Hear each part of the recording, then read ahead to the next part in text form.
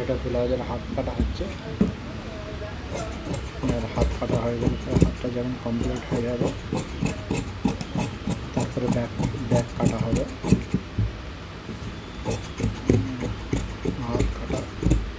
হাত কাটা কমপ্লিট হয়ে গেল।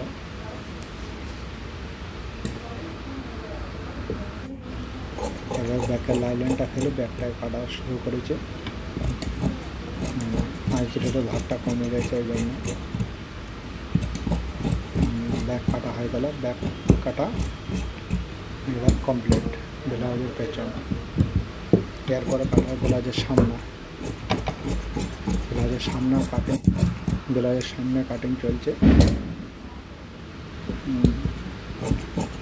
সামনে কাটা লাইন ফেলে তার উপর সুন্দর করে সামনেটা কেটে দেওয়া হচ্ছে।